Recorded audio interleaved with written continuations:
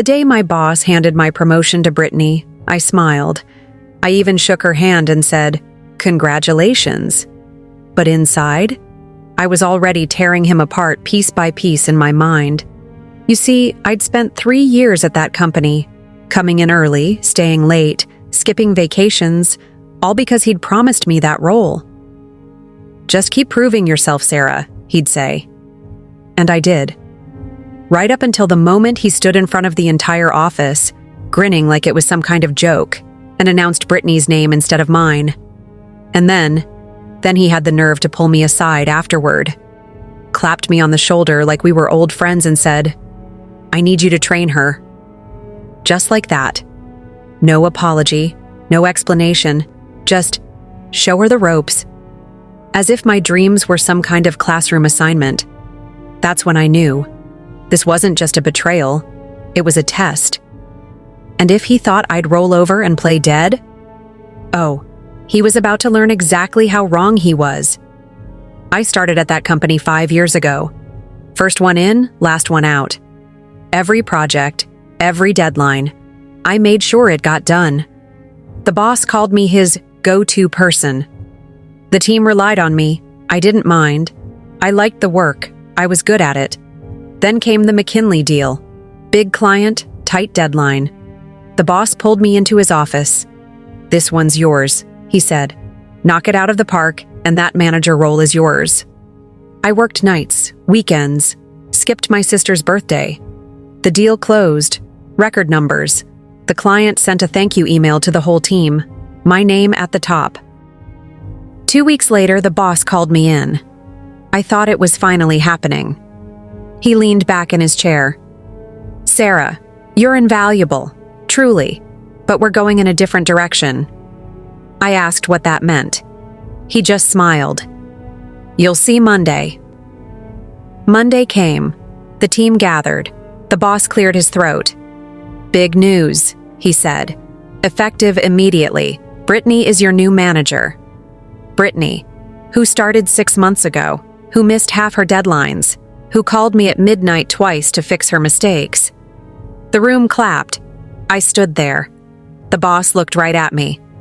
"Sarah, since you know the systems best, you'll get Brittany up to speed." I said yes. What else could I do?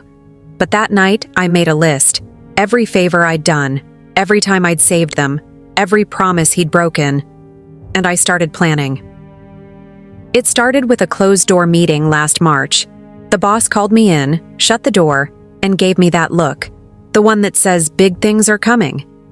He leaned forward and said, "Sarah, you're next in line for the manager position. Just keep proving yourself." I remember exactly where I was sitting, the way the afternoon sun came through the blinds, the coffee stain on his tie. "What does that mean?" I asked. He smiled. "The McKinley account. Nail that, and the job is yours." So I nailed it. Worked 80-hour weeks, took client calls at midnight, fixed problems before anyone knew they existed. The numbers came in 30% over target. The day after we closed the deal, I walked past his office and heard laughter. Brittany was in there. She'd just returned from her 3rd vacation that quarter. "Don't worry," he told me the next week when I asked about the promotion. "These things take time."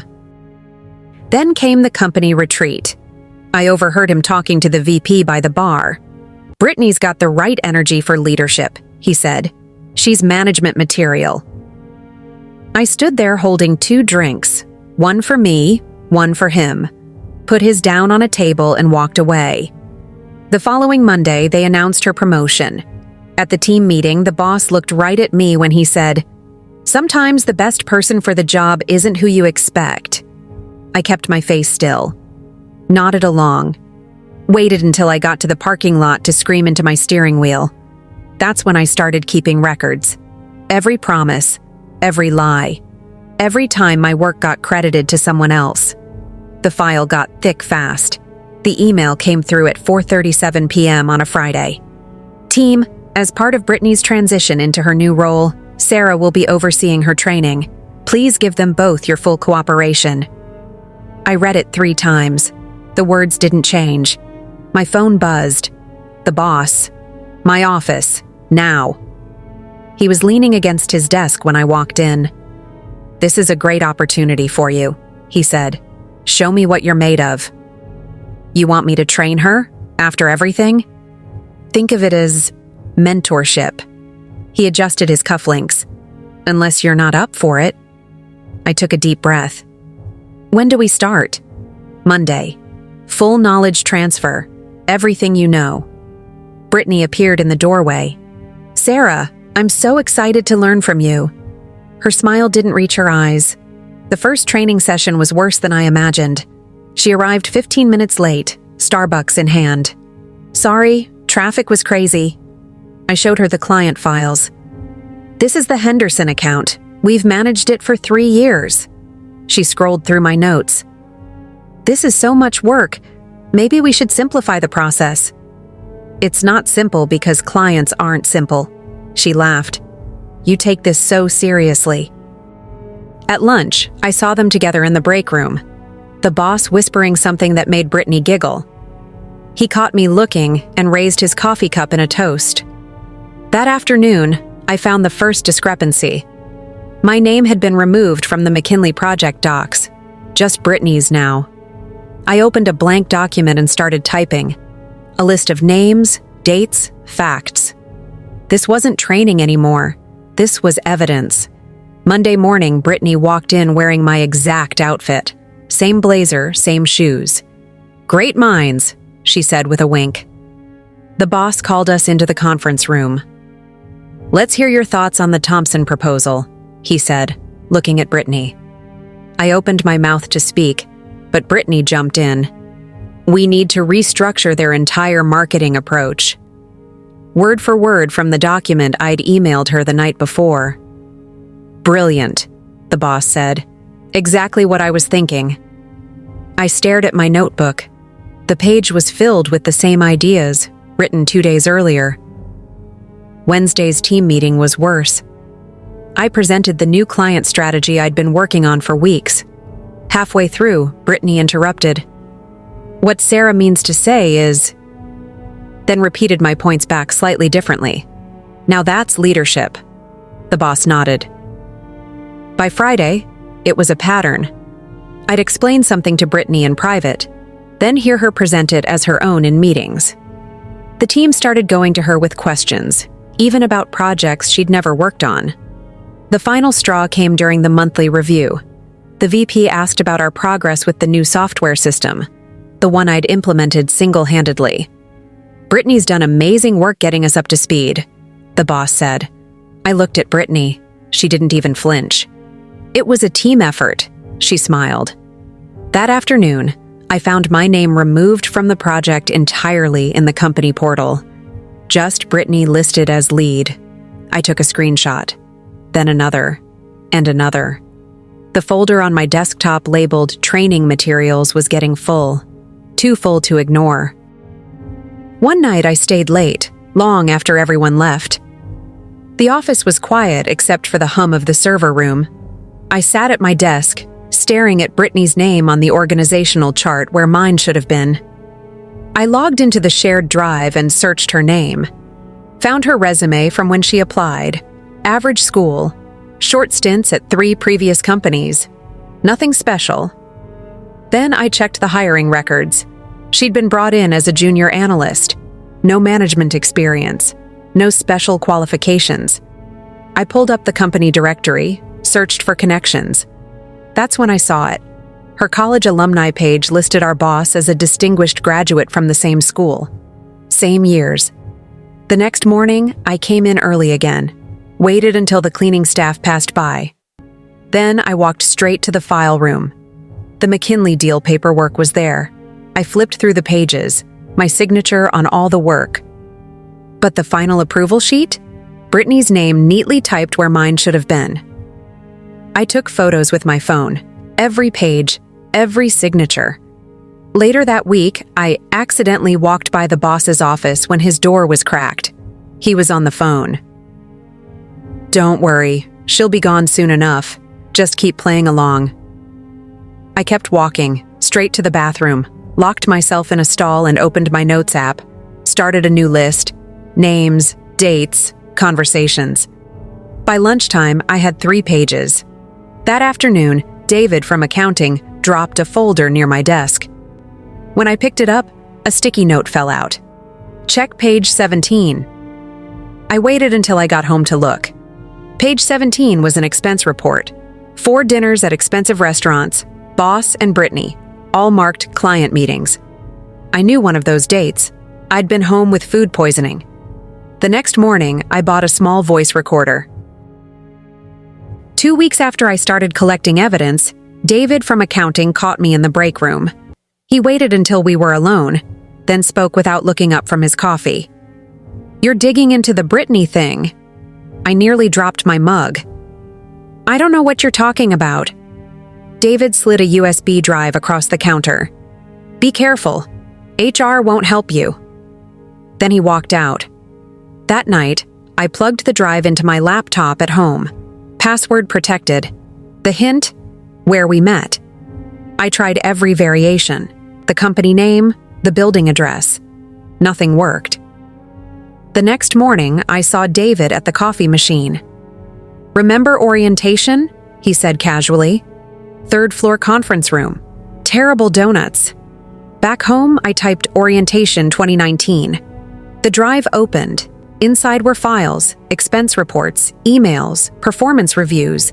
One email chain stopped me cold. The boss writing to HR last year, "We need to fast-track Brittany. Make it happen." HR responded, "Qualifications?" His reply, "Don't worry about that." Another file showed Brittany's salary history. Hired at entry level. Given 3 raises in 6 months. Now making more than senior staff. The last document was a termination notice, dated 6 months ago, for someone named Lisa Carter. Reason: performance issues. I searched Lisa's name in company emails, found one she'd sent to HR before leaving. "I'm being forced out because I questioned Brittany's promotion." I copied everything to a secure folder, then texted David, "We need to talk." His reply came instantly. "Not at the office." We met at a diner across town that night. David didn't even order coffee, just slid a folded paper across the table. "Lisa was my friend," he said. "Don't end up like her." The paper had 2 words: record everything. I bought a second voice recorder the next day.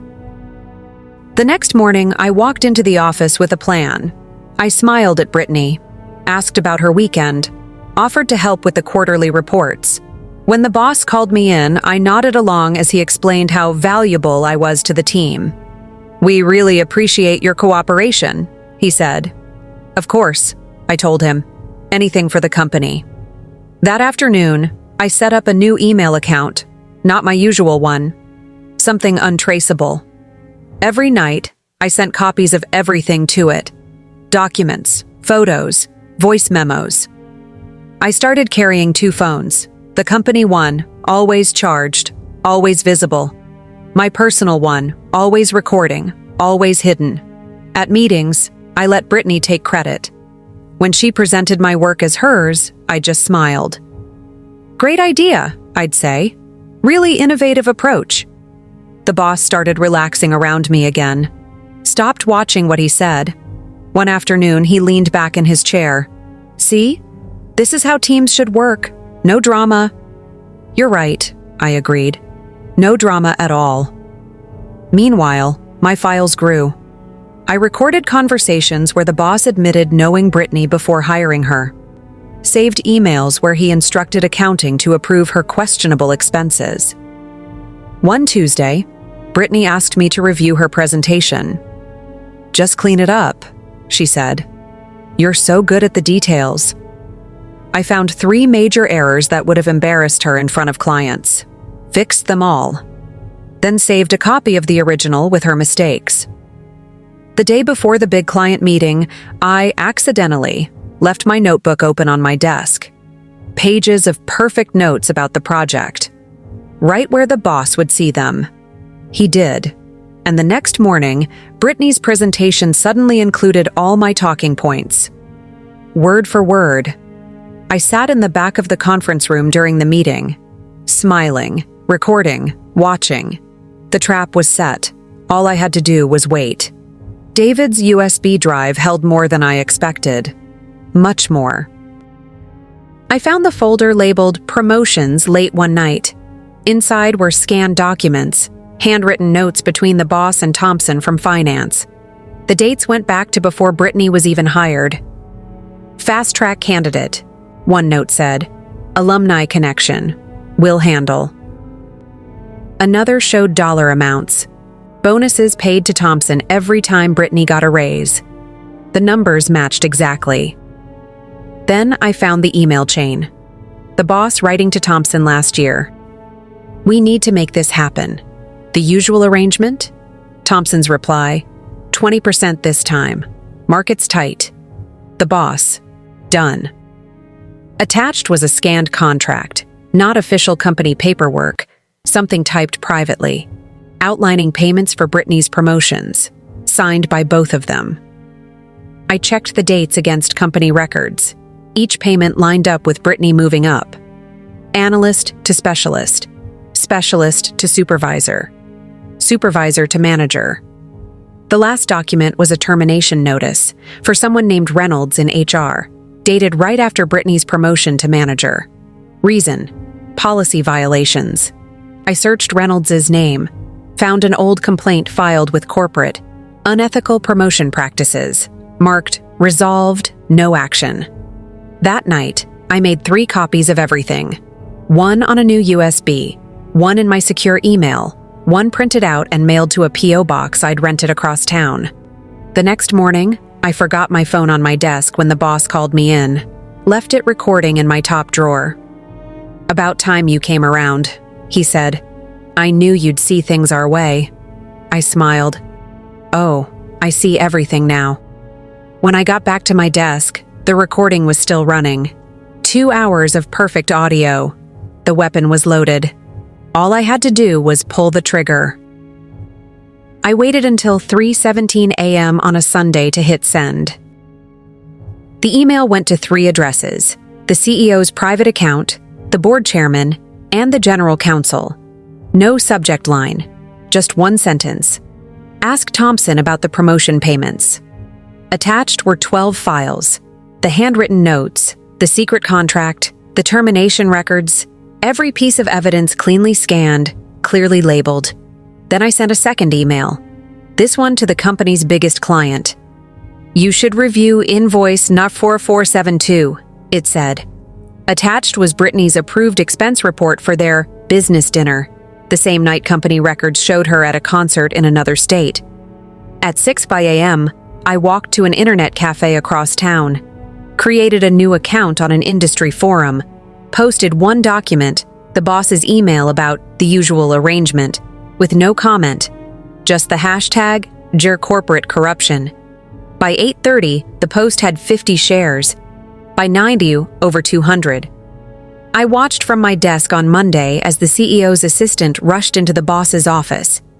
10 minutes later, Thompson from finance was escorted out by security. At lunch, Brittany got a call and left in a hurry. She never came back for her things. The boss stayed locked in his office all afternoon. When he finally emerged, he looked 10 years older. Conference room, he told our team. Now. His hands shook as he spoke. There's been some irregularities discovered. Until further notice, all promotions are on hold. I raised my hand. Does that include Brittany's? The room went silent. He stared at me, really looked at me for the first time in months, and in that moment, I knew he finally understood. The strike had landed, and this was only the beginning. Brittany didn't show up for work the next day, or the day after that. On Wednesday morning, an email went out to the whole company. Effective immediately, Brittany Wilson has been reassigned to a junior analyst position. No explanation, just those 9 words.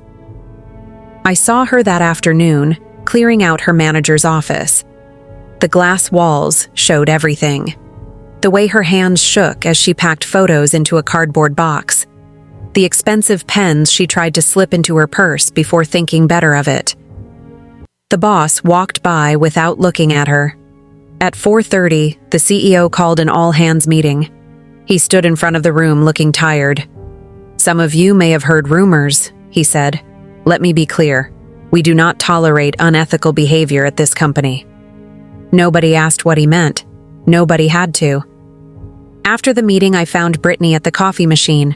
She looked different without her usual confidence, smaller somehow. "You knew," she said. Not a question. I poured my coffee slowly. "Knew what?" She opened her mouth, then closed it again when Thompson walked by with a security guard, carrying a cardboard box of his own. The next day, the client whose dinner receipt I'd leaked canceled their contract. A $2 million account, gone overnight. The boss's office stayed empty all morning. When he finally arrived after lunch, he went straight to HR. I watched through the glass walls as he raised his voice. Saw the HR director shake her head. Saw him slump into a chair. David from accounting caught my eye across the room. He didn't smile, just nodded once. That afternoon, another company-wide email. Leadership changes effective immediately. The boss's name wasn't on the new org chart. I printed the email and added it to my growing file. Right behind Brittany's demotion notice, the fallout was just beginning. The CEO's assistant appeared at my desk on Friday morning. "He'd like to see you," she said. The walk to the corner office felt longer than usual, past the empty desks where Brittany and the boss used to sit, past co-workers who suddenly found reasons to look away as I passed. The CEO gestured to the chair across from him. "Sarah," he said, "we owe you an apology." I waited. "After reviewing everything," he continued, "it's clear you should have had that promotion months ago." He slid a folder across the desk. "The position is yours, with back pay to the original promotion date." I opened the folder. The offer letter showed a number nearly double my current salary. My name already typed in the blank space. "I appreciate that," I said, "but I have some questions first." The CEO leaned back. "Go ahead. Who approved Brittany's original promotion?" A pause.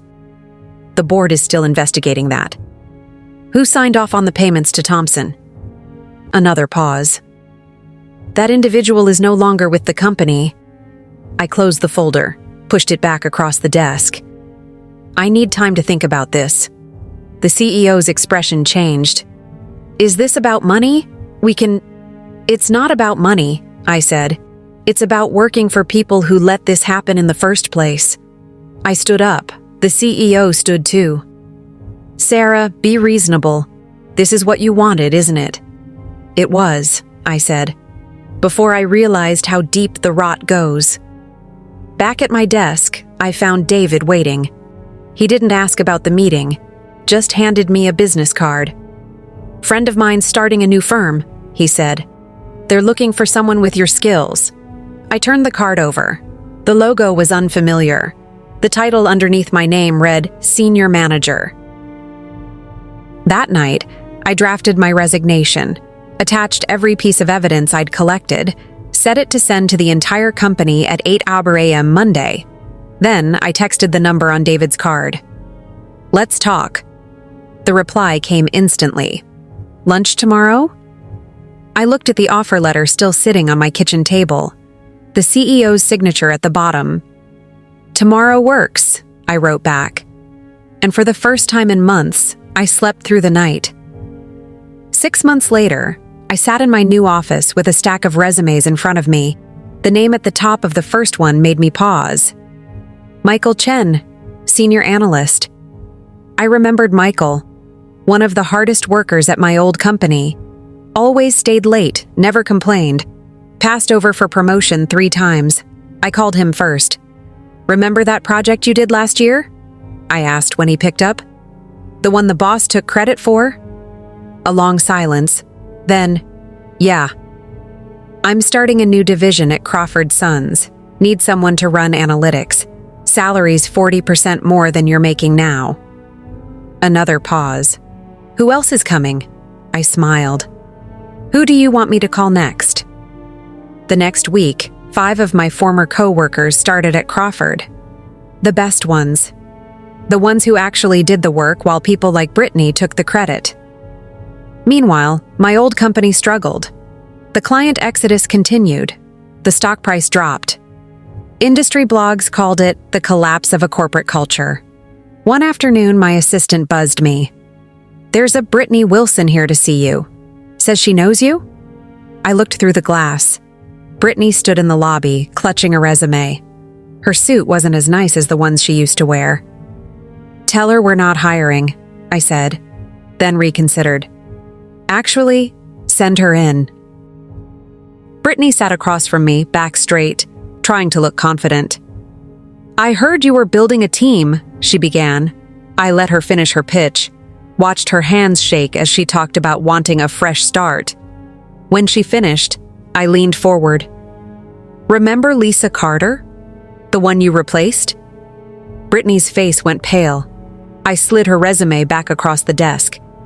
"We only hire people who earn their positions here." After security escorted her out, I called Lisa.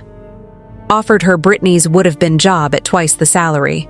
Her laugh was the best sound I'd heard in months. "When do I start?" she asked. I looked around my new office, at the team already working hard outside my door, at the empty desk waiting for Lisa. "Tomorrow," I said. "We've got a lot of work to do." 1 year to the day after they made me train Brittany, I walked back into my old office building. The security guard didn't recognize me at first. Then his eyes widened. "Sarah, they said you'd never come back." I smiled. "Just here for a meeting." The elevator doors opened on the executive floor. The same receptionist sat at the desk. Her coffee cup froze halfway to her lips when she saw me. The CEO stood when I entered. Older, tired. "Sarah," he said. "I wondered when you'd come." I placed 2 envelopes on his desk. One contained my official resignation, dated a year late. The other held a business card. "Crawford Sons, Vice President of Operations." He stared at it. "You took half our team." "No," I said. "I took all the good ones." Downstairs in the lobby, I passed Brittany at the security desk. She was picking up her final paycheck. Our eyes met. For a second, neither of us moved. Then I walked past without a word. Outside, my new team waited in a black town car. Lisa rolled down the window. "How'd it go?" I slid into the seat beside her. "About how you'd expect." As we pulled away, I glanced back at the building one last time. The glass windows reflected the afternoon sun, almost like they were on fire. Never force a woman to train her replacement. She might just replace the whole damn company. 1 year ago, they thought they had me beat. 1 year ago, they smiled while handing my promotion to someone else. 1 year ago, they made their biggest mistake. Now, the boss works at a failing startup. Brittany's applying for entry-level jobs. The company's stock price keeps dropping. And me? I've got my own office, my own team, my own rules. This isn't just my story. It's what happens when people get what they deserve. When the little guy fights back. When the underdog wins. Want to see more like this? Hit subscribe right now. Because trust me, this is just the beginning. There are plenty more stories where justice gets served, where the good guys come out on top, where people like us get the last laugh. Don't miss what comes next. Subscribe now for stories where the underdog wins every time.